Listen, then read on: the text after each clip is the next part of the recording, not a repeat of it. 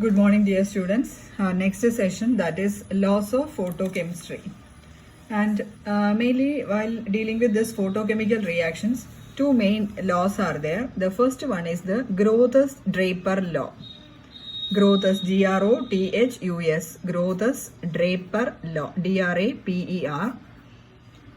Grothus-Draper law. And the second one, that is the Stark-Einstein law, Stark, Einstein. Einstein, Grothus-Draper law and the Stark-Einstein law. So these two are very important laws of photochemistry, and it is usually asked in your university examinations. So we can go through in detail these two laws. The first one, that is the Grothus-Draper law. Grothus-Draper law. Sorry for the disturbance occurring here.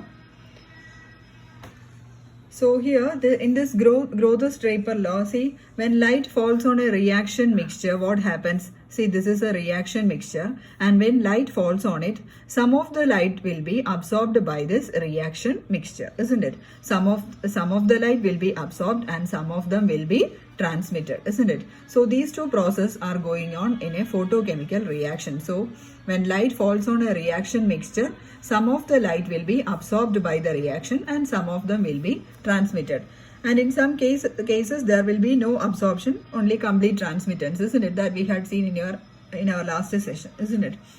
So here some of the light is absorbed and some of them will be transmitted. And this due to this absorbed light, what happens? The reaction takes place in the reaction mixture, isn't it? Due to the absorption of the radiation, or by absorbing the radiation or the energy, while absorbing this energy by the reacting molecules, what happens? They will get excited and the reaction will be taking place and leading to the product.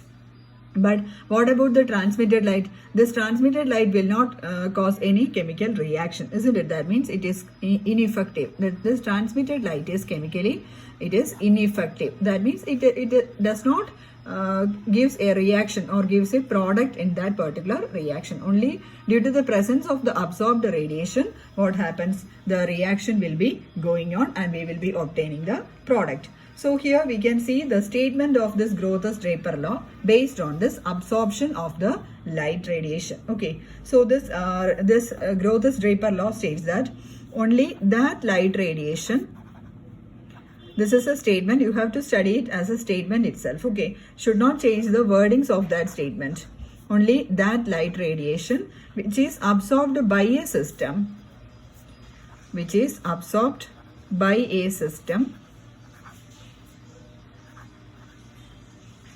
can bring about a photochemical change. Can bring about a photochemical change. Only that light radiation which is absorbed by a system can bring about a photochemical change. So this is the Grothus-Draper law. This is the statement for Grothus-Draper law. So as a result of the absorption, what happens? A photochemical change is occurring, and as a result the reaction will be taking place. And also if the reaction mixture is absorbing, what happens is that the molecules need not be reacted while this absorption of radiation takes place. That means if the conditions are not favorable, if the conditions are unfavorable, even if the light is absorbed, the conditions are unfavorable, then even if the light is absorbed, what happens? The reaction may not occur. Okay, the reaction might not occur. So we can say that only due to the absorption of radiation, chemical reaction is going on. Like that we can't say. That means if the conditions are unfavorable, and also even if the light is absorbed, the reaction will not occur. Okay, so this Grothus-Draper law states that by the absorption of a system, a reaction will be taking place, and also if the conditions are unfavorable, the reaction might not occur even if light is absorbed. Okay, and also in such cases, in unfavorable conditions, what happens? This absorbed light, it will be re-emitted as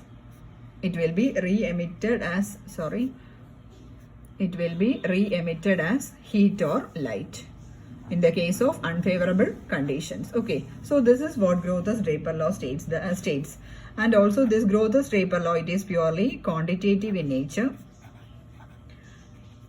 It's purely quantitative in nature. And also one more point is that this is one of the drawback of Grothus-Draper law, or the limitation of Grothus-Draper law. This is purely quantitative in nature, and also it does not give any idea about the relation between the absorbed light. Okay, it does not give any idea about the absorbed relation between the absorbed light and also the chemical reaction, and or we can say the molecules undergoing change. Okay, the molecules undergoing change. So these are two drawbacks. That means it just states that while absorption of light radiation, a photochemical change occur, and also there is no relation connecting how much light is absorbed for a molecule to react like that. No statements are there. So these are the two limitations of Grothus-Draper law. So in order to overcome these limitations of Grothus-Draper law, another law came into existence, that is the Stark-Einstein law. Stark, S-T-A-R-K. Stark-Einstein law of photochemical equivalence. Stark-Einstein law of photochemical equivalence. So here this studied the quantitative aspect of this quantum theory of the photochemical reactions. This also deals with the quantitative aspect of photochemical reactions. And also here this Stark-Einstein law states that, see, for each molecule which is taking part in a chemical reaction, it will be absorbing a single quantum of light. Each molecule which is taking part in a chemical reaction, it will absorb a single quantum of light. Okay, so that is the first point you have to note. Each molecule which is absorbing a single quantum of light for the reaction to occur. And by absorbing this single quantum, that means one photon, what happens is that, one second.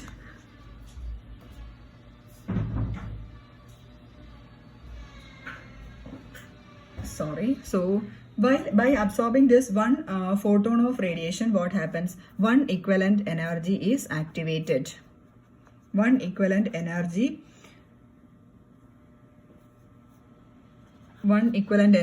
is absorbed. Okay, one equivalent of energy is absorbed by the molecule, and thereby the molecule will be entering into reaction.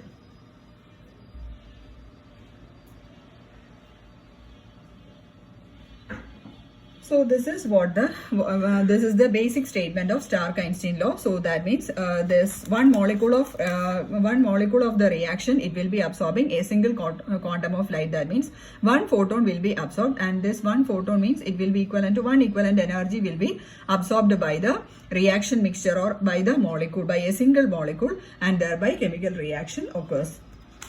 So in general, we can say that in a photochemical reaction, each molecule of the reacting substance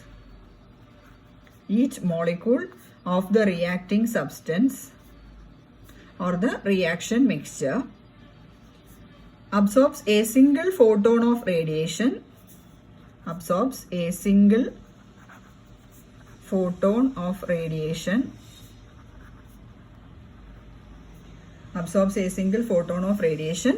causing the reaction, and therefore it is activated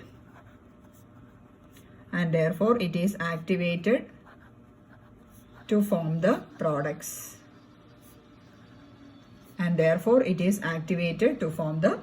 So this is the statement of Stark-Einstein law. Each molecule of the reaction mixture absorbs a single photon of radiation, causing the reaction, and therefore product formation takes place.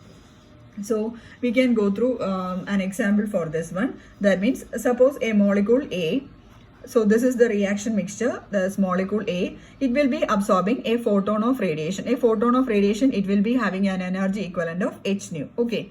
So this molecule will be absorbing a photon of energy h nu, and therefore what happens to this molecule? This molecule will be activated. So the activated molecule, we can denote it by star. Okay. So this A star, it will be the activated molecule. A star is the activated molecule, and this A star, what happens in the next step, this A star will be converting to product. So here this B, it is called as the product. B is the product here. So in total we can write the equation as, what happens here, this A star got cancelled. So the overall reaction, it becomes A plus H nu. That is, the molecule A, it will be absorbing one photon of radiation to give B. So this is the overall reaction. So this is the general representation of the Stark-Einstein law. That means one molecule, it will be absorbing one photon of energy, and thereby it will be forming products. See here, we can say that energy per quantum.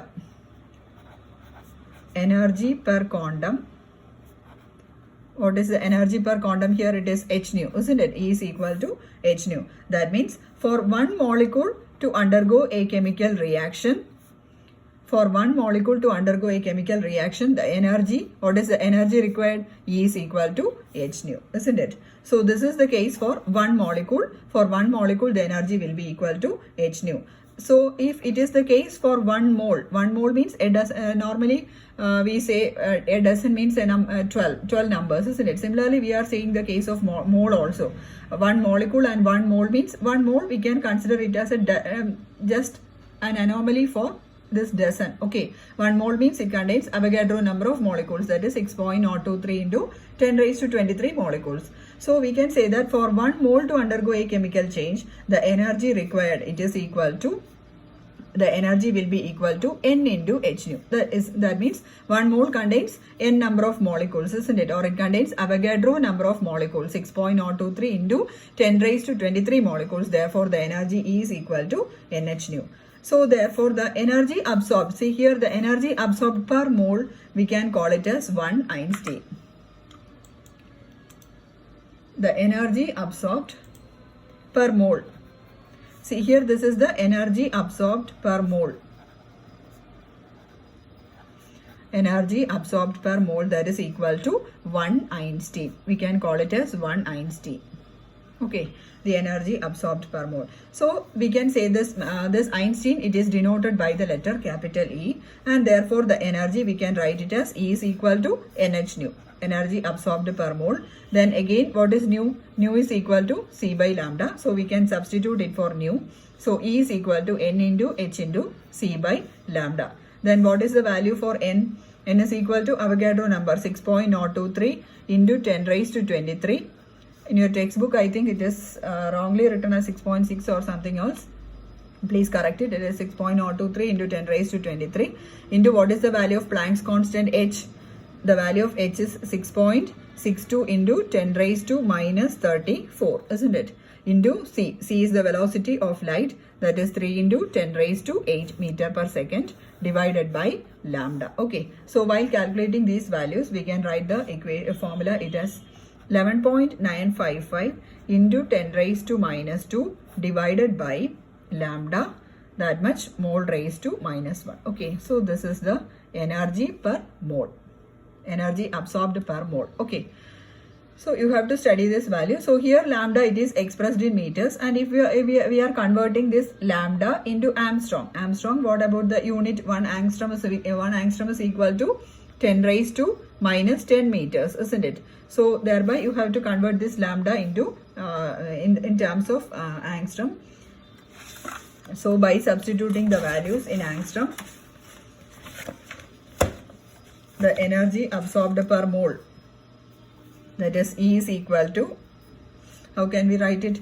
11 already we had got 11.955 into 10 raised to minus 2 divided by lambda. So by converting it into angstrom, that means here it will be, you have to write into 10 raised to minus 10, isn't it? So the final answer we will be obtaining is, that is 11.955 divided by lambda into 10 raised to 8 joules per mole. Okay, so this is the energy expression in terms of angstrom. So this is about the Stark-Einstein law of photochemical equivalence. Then the next is quantum yield or quantum efficiency. Quantum yield or quantum efficiency. Quantum yield or quantum efficiency. Okay, so here quantum yield means the number of molecules reacted. The number of molecules reacted or formed per photon absorbed is called as the quantum yield or quantum efficiency, and this quantum yield or quantum efficiency, it is denoted by the letter phi. Okay, so this phi is equal to, so we can write the definition for quantum yield. Phi is equal to number of molecules reacted. Already we had seen in Stark-Einstein law, isn't it? That is, for one molecule, how much photon will be absorbed? One photon will be absorbed. So phi is equal to number of molecules reacted divided by number of photons absorbed. Number of molecules reacted divided by number of photons absorbed. So this is one statement for phi. For one molecule, one photon. Okay, so that is the ratio. Then again, if you are writing in the terms of moles or Einsteins, how can we write it?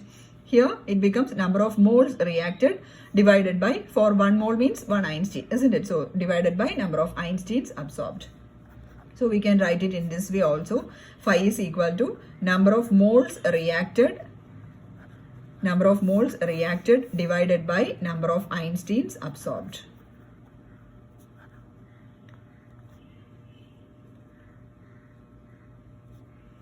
Number of moles reacted divided by number of Einsteins absorbed.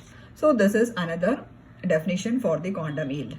Then again, so here we are writing it as the number of molecules reacted to absorbed, isn't it? Then we can write in terms of the products. Okay, so again we can write it another definition as number of molecules of products formed. Number of molecules of products formed divided by, while molecules are coming, we can write it as photons, isn't it? So divided by number of photons absorbed. Number of photons absorbed. Okay. Then, or we can write in terms of moles, that is equal to number of moles of products, number of moles of product formed divided by moles. While moles are coming, we can write in the denominator as Einstein, isn't it? So that is equal, divided by number of Einsteins absorbed. So this is the definition for phi, quantum yield or quantum efficiency. This term, it is very, very important, quantum yield. So it is the number of molecules reacted or formed per photon absorbed. So we can write it as in the terms of reacted molecules. While reacted molecules are coming, correspondingly photons will be there. So then while writing in terms of moles, Einsteins will be, we can write it as in terms of Einstein. Okay. Then two conditions are there. For in the case of phi is equal to 1. Phi is equal to 1 means if a molecule, if one molecule is reacting, that means one molecule, it is reacting by the absorption of a single photon. That means if one molecule is reacting with the help of one single photon, the ratio phi is equal to 1, isn't it? So if two molecules are reacting with the help of two photons, the ratio is equal to 1. That means phi is equal to 1. That means the number of molecules of product formed per photon will be equal to 1, isn't it? For one molecule, for one photon, one molecule of product will be formed, or one molecule will be reacted. Okay, for one photon, one molecule. That is the ratio for phi is equal to 1. So phi is equal to 1 means it strictly obeys Stark-Einstein law. For phi is equal to 1, it will be obeying Stark-Einstein law. Okay. Then again, see, then another condition is if phi greater than 1. Phi greater than 1 means with the help of one photon or using one photon, two or more molecules are formed. Okay. Two or more molecules are formed, or two or more molecules are reacted, or two or more molecules of product are formed. Okay, for one photon, by the help of absorption of one photon, two or more molecules are reacted, or two or more molecules of products are formed. That is the condition for phi is equal to 1. Phi is greater than 1. Okay, so phi greater than 1 means with the expense of one photon, we will be obtaining two or more number of molecules of products, isn't it? That means what about the quantum yield? The quantum yield or the quantum efficiency, it is high. For phi is greater than 1, the quantum efficiency or the quantum yield is high. It is having a high quantum yield. Okay, that is the condition for phi less than 1. Okay, then one more condition is there, phi greater than 1. Then the next condition, that is phi less than 1. Phi less than 1 means with the help of a single photon, that is by using one photon, if one molecule or no products are formed, or sometimes the products are not, the molecule will be absorbing and at the same time it will be transmitting that particular photon. That means no products are formed there, that is phi less than 1. That means it is having a low quantum yield. So these are the three conditions. The first one, that is phi is equal to 1. That means it strictly obeys Stark-Einstein law. Then phi greater than 1 means it has got a high quantum yield. With the expense of one photon, we will be getting a greater number of molecules of products. Then if phi less than 1 means with the expense of one photon, no products are formed. Or by using, suppose by using 5 photons, we are having only two molecules of products are there. That means we can say it as a low quantum yield. So these are the three cases here in the case of quantum yield. Then you have to study the causes of high quantum yield and also the causes of low quantum yield. Okay. So the first one, causes of high quantum yield. Causes of high quantum yield.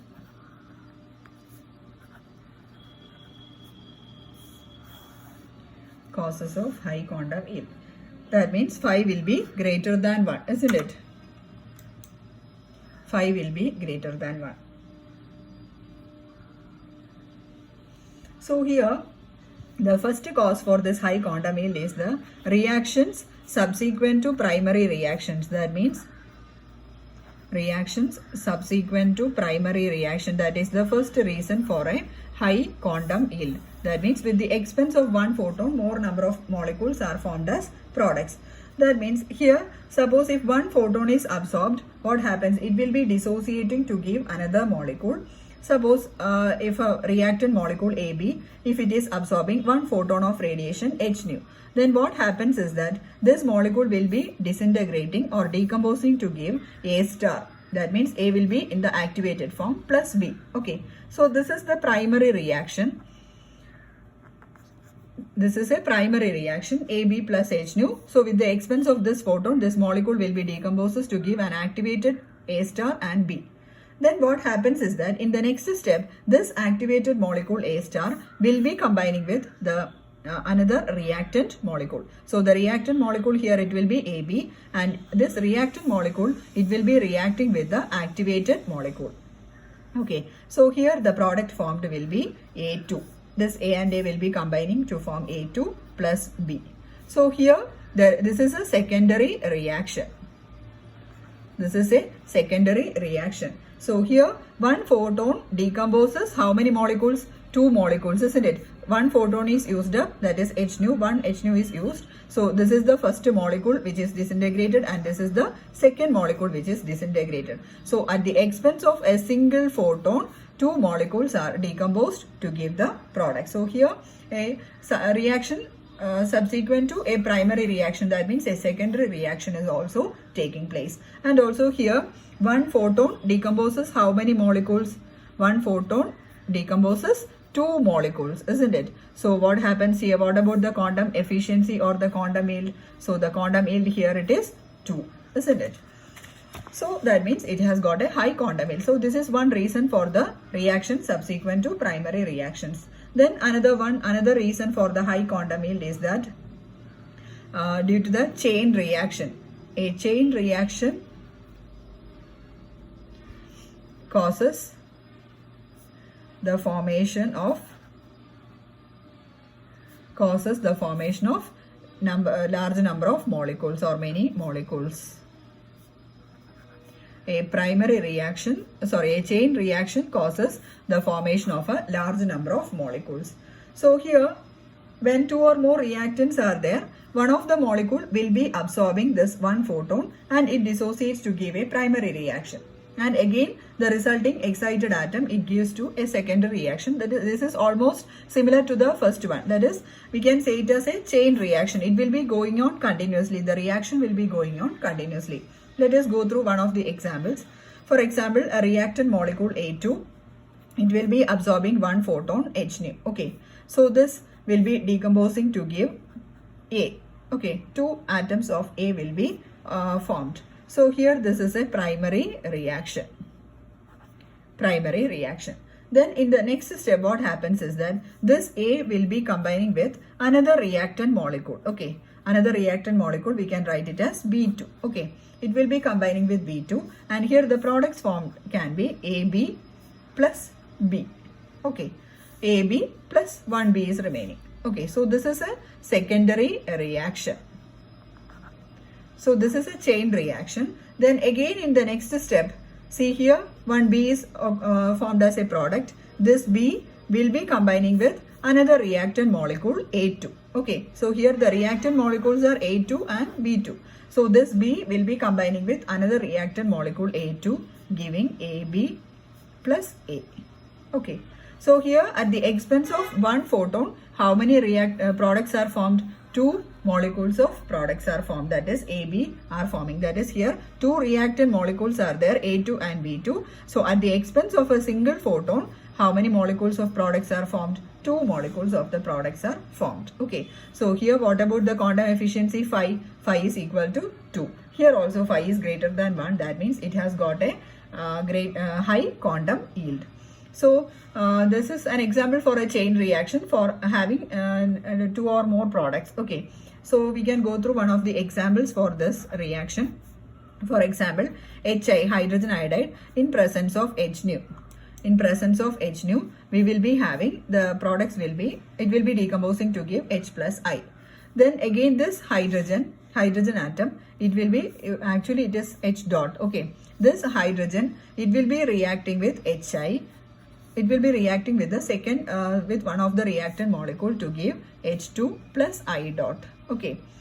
And again in the next step, this I dot, these two I dots will be combining. I dot means I is a free radical, and these two I dots will be combining to give I2, iodine molecule. So the overall reaction, we can write it as, see here at the expense of one H nu, how many reactant molecules?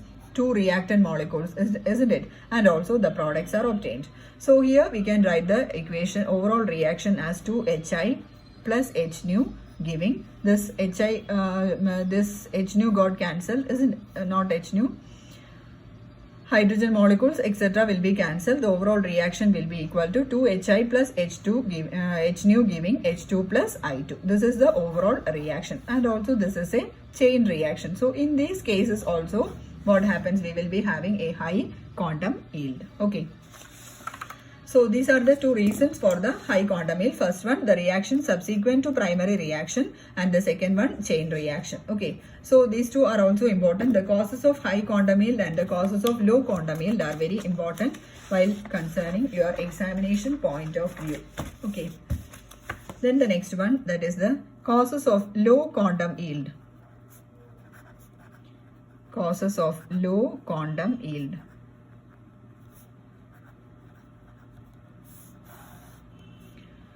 See here, the first reason for the low quantum yield, that is the deactivation of molecules. Deactivation of molecules. That is the first reason for low quantum yield. That means, see here, for example, a reactant molecule A, it will be absorbing an energy H nu. Okay, and also the molecule gets activated. That is A star, the activated molecule. So this is a primary reaction. This is a primary reaction, and in the next step what happens is that this activated molecule A star, again it will be the energy absorbed, it will be re-emitted. Okay, the energy absorbed will be re-emitted, and the molecule will be it will be a deactivated molecule. Okay, so this process, it is called as fluorescence. This process is called as the fluorescence. So here this emission of light will be taking place by the absorption of an electromagnetic radiation, isn't it? One energy is absorbed, the molecule got excited, and again in the next step this excited molecule, it will be deactivated to give the reacted molecule back itself. Okay, so here deactivation of the molecule takes place. So here at the expense of one photon, how many molecules of products are formed? No product are formed, isn't it? We got back the deactivated molecule itself. So here phi will be less than 1, isn't it? So this is one reason for the low quantum yield, that is due to the deactivation of molecules. Then the second cause for low quantum yield, that is the recombination of dissociated fragments. Recombination of dissociated fragments. See here, suppose a reactant molecule AB, it will be absorbing a photon H nu. Then what happens? This AB will be decomposing to give A and B. Okay, so this is a primary reaction. Then in the next step, this A and B will be recombining to form AB, the reactant molecule itself. So here at the expense of one photon, no products are formed. That means this dissociated fragments, it will be recombining. Here recombining takes place after the primary reaction. So after this the recombining takes place and the reactant molecule will be regenerated. So this is another reason for the low quantum yield. Here also at the expense of one photon, no molecule or no products are formed. So here also phi, it is less than 1. So this is also another reason for the low quantum yield. Okay, and also in your textbook two problems are there that you have to work out. Just a very simple problem using the formula E is equal to NH nu. That you have to work out both of these problems. If you have got any doubt, you can call me, okay, or WhatsApp me. So please go through these two portions. This is very important, laws of photochemistry as well as this quantum yield, and also the causes of quantum yield, very important. Okay, thank you for now, and in our next session we will be discussing the kinetics of hydrogen chlorine reaction and also photosensitization. Okay, thank you.